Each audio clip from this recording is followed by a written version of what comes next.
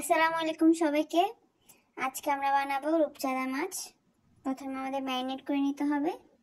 আমাদের লাগছে 1.5 চামচ হলুদ গুঁড়ো, দিয়ে দিচ্ছি 1 চামচ মরিচ গুঁড়ো, দিয়ে দিচ্ছি পরিমাণ মতো লবণ, অল্প পরিমাণ তেল দিয়ে দিব, ভালোভাবে মিশিয়ে নিব। দিয়ে দিচ্ছি রূপচাঁদা মাছগুলো।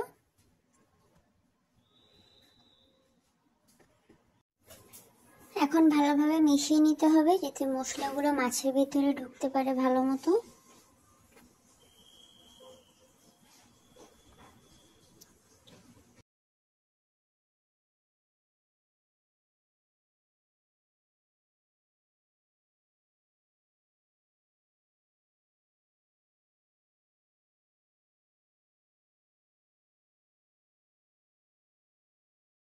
এখন আমরা মাছগুলো ভেজে নিব এপিট ওপিট করে।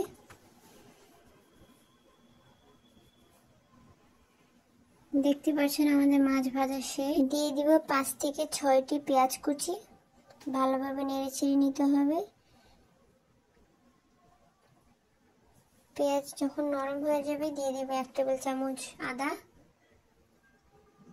1 টেবিল চামচ রসুন, ভালোভাবে মিশিয়ে নিব।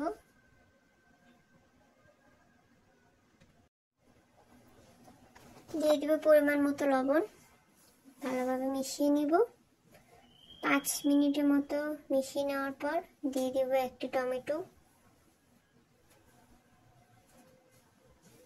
ভালোভাবে মিশিয়ে নিব।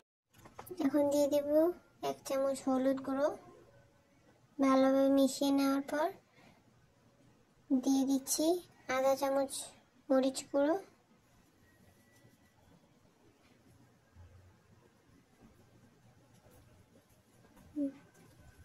এখন অল্প একটু পানি দিয়ে নাড়তে থাকবো।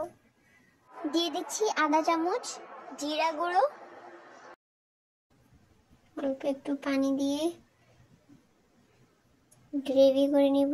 পানিগুলো শুকিয়ে গেলে দিয়ে দেব রূপচাঁদা মাছগুলো।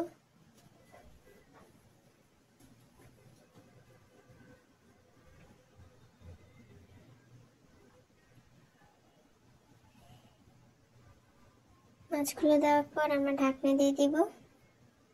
ঢাকনা দিয়ে 5 থেকে 7 মিনিটের মতো রান্না করার পর উঠিয়ে নিব। এখন একটু উল্টে পাল্টে দিব। যেহেতু রূপচাঁদা মাছ একটি সামুদ্রিক মাছ, তাই একটা গন্ধ থাকে। আপনারা চাইলে লেবু দিতে পারেন, আমি অফ ক্যামেরা লেবু দিয়েছি। এখন দিয়ে দিচ্ছি 3 টেবিল চামচ টক দই।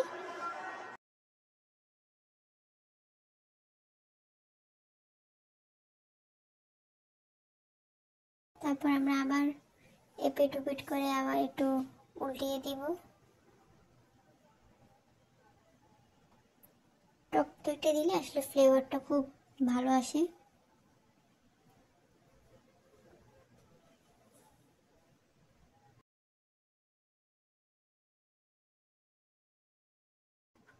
এখন আমরা কিছু কাঁচামরিচ দিয়ে 5 মিনিটের জন্য রান্না করব। উঠিয়ে কিছু ধনিয়া পাতা দিয়ে দিলাম। এখন আমাদের রূপচাঁদা মাছ ফ্রাই তৈরি হয়ে গেল। সবাই বাসায় ট্রাই করবেন। ধন্যবাদ।